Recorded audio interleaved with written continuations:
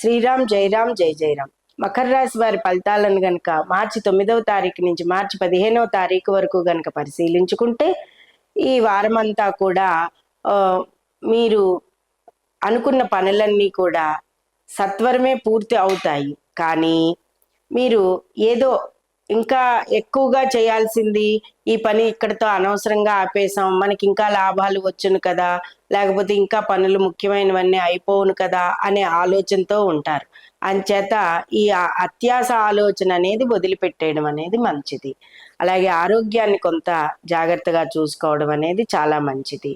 ఇక తృతీయ స్థానంలో శుక్ర సంచారము, కుటుంబ స్థానంలో కుజరాహువులు, ఈ రెండు కూడా కొంత అత్యాశతో కూడిన స్పీడ్ని మీకు పెంచేస్తూ ఉంటాయి. ఈ స్పీడ్ తగ్గించుకోవడం అనేది మంచిది. వృత్తి ఉద్యోగ వ్యాపారస్తులందరికీ సమాంతర ఫలితాలతో ముందుకు వెళ్తారు. కళాకారులకు, విద్యార్థులకు కూడా సమాంతర ఫలితాలు ఉన్నాయి. ఏది ఏమైనప్పటికీ కూడా మకర రాశి వారందరికీ కూడా శ్రీ వెంకటేశ్వరుని అనుగ్రహం తప్పనిసరిగా లభిస్తుంది. దీనితో పాటుగా ఈ వారం శివ రుద్రాభిషేకాన్ని చేసుకోవడం, అమ్మవారి పూజ చేసుకోవడం అనేది చాలా మంచిది. షేర్ మార్కెట్లు వ్యవహారంలో కూడా ఆచితూచి అడుగు వేయండి. నూతన ప్రాజెక్టుల నిర్మాణానికి ఈ వారం శ్రీకారం చుడతారు, కానీ ఆ పనులన్నీ కూడా కొంత మధ్యలో ఆగిపోయే అవకాశాలు కూడా ఉన్నాయి. ముఖ్యమైన విషయాలన్నింటికీ కూడా కొన్ని అతి ముఖ్యమైనవి అయితే కూడా వాయిదా వేయటం మంచిది.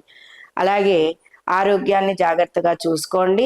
వెంకటేశ్వర స్వామి కరావలంబ స్తోత్రం, రుద్రాభిషేకం నిర్వహించుకోవడం, శివాలయ ప్రదక్షిణాలు చేయడం అనేది చాలా మంచిది.